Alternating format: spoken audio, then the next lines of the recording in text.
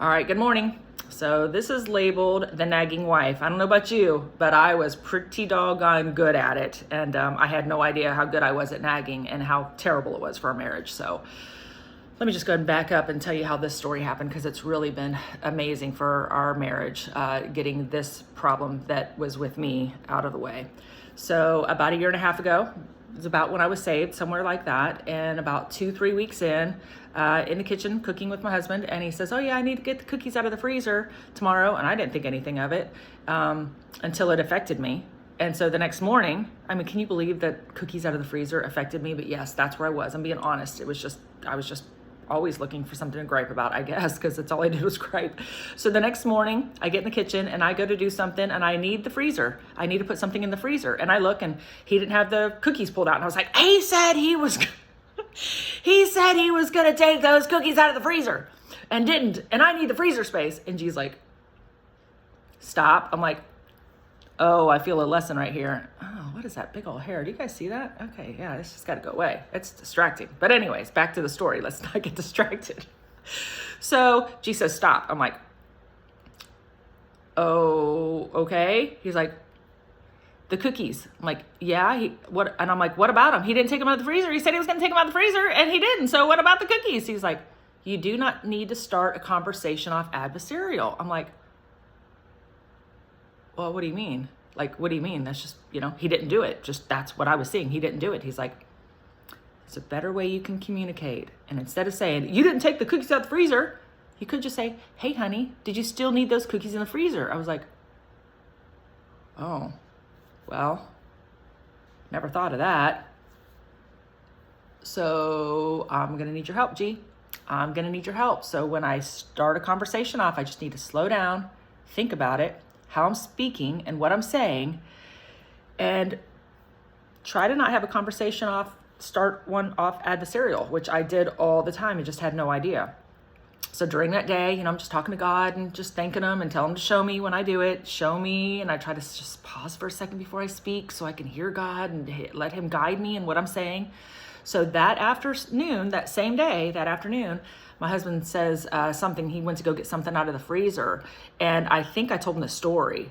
About the story, we were talking about the freezer. And I said, hey, yeah, I'm learning that I don't start conversations off well. So I'm really going to work on it. Something to that effect. A little bit later, I need something in the freezer again. And I was like, hey, you said, I was like, oh, nope, I'm not going to do that. Hold on, honey. So I'm talking to my husband at this point, and I said, hey, I'm sorry that I started a conversation off adversarial. I'm working on it. So what I could have said was, hey, did you still need this? And he's looking at me like, what's going on? Like, I don't even know you anymore. Like, what's happening? And I don't know myself either. I don't know what's happening. I just know that I'm listening and I'm trying to be nice to my husband, which is just not something that I was doing at all, ever. So I said, hey, I'm sorry. I'm really going to work on this, and I'm going to really try to not start conversations off adversarial with you. And I'm just going to really work on it. So I might need some patience, but I'm going to work on that. He says, okay.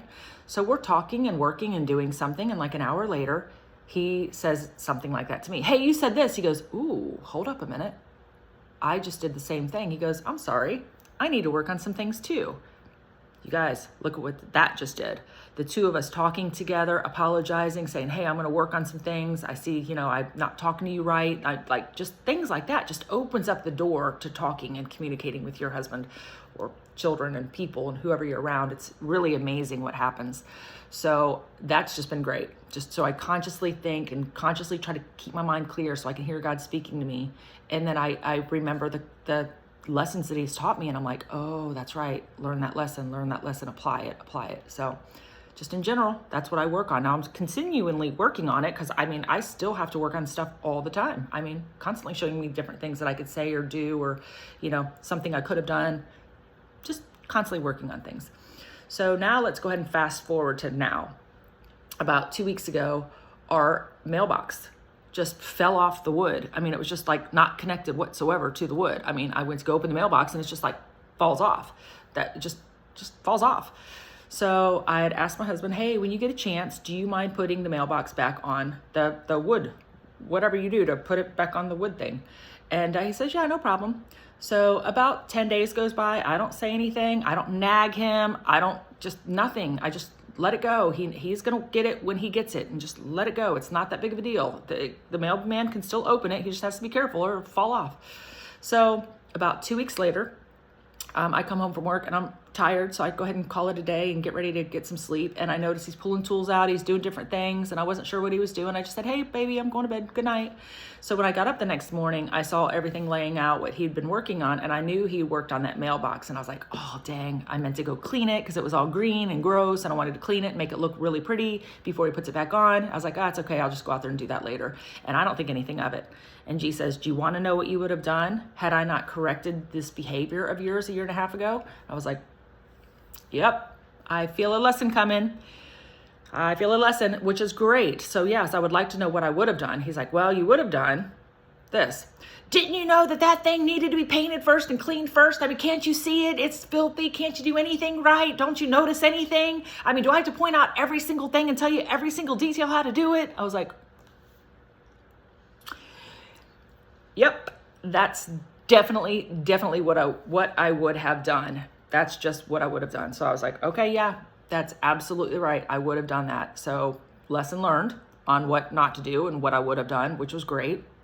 And then that was it. Didn't think too much more of it. And I go and leave and do something that afternoon. And I don't say anything to my husband about it. I'm just talking to God and thanking him for teaching me and guiding me and showing me how to speak and just how to be respectful.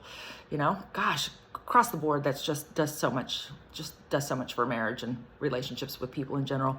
So I go and leave and do something that afternoon, and I'm coming home and I look over at the new mailbox. Well, the mailbox that's now not broken and fallen down to the ground. And you know what? He cleaned it. I didn't say a word. He had no idea. I didn't nag him. I didn't do anything. He cleaned it. It made it look good. It was beautiful and white and put back on there. And look at that. Now let's back up. How much of an idiot would I look like, or a nagging wife, had I just assumed he didn't do it? Because I would have assumed he didn't do it, because I really assumed he didn't do it. And hey, I was gonna da-da-da-da-da, can't you do anything? So that was, what would have happened. So instead, I come home and he did it. Beautiful, white, beautiful mailbox already put up. I didn't have to say a word, and he just did it. So you guys, we got to stop tearing these men down. We got to lift them up and be respectful and nice and just zip it, ladies, zip it. Don't complain about every single little thing he doesn't do exactly the way you want it done. Just thank him for what he does, okay? Support him. You work on you. I know I had to work on me. I'm still working on me. So it's not people. If it's not him, it's somebody else. So if it's not that person doing something, it's going to be the next person not doing something right. So you know what? It's not them. It's you. How do you respond? How do you behave? How do you talk? Gosh, this has been such a life-changing thing. I can't even explain to you guys how amazing our marriage is now. It's better than it was day one. So stop nagging. Ask God, do I nag him? Am I on his case all the time? And if you go and start trying to justify why, stop. Just stop. Stop justifying yourself. Just be real. Are you doing it? Are you? We're talking about you and me. Are we doing it? Yes, I was doing it really bad. I asked God to help me, and he would just show me, teach me, guide me.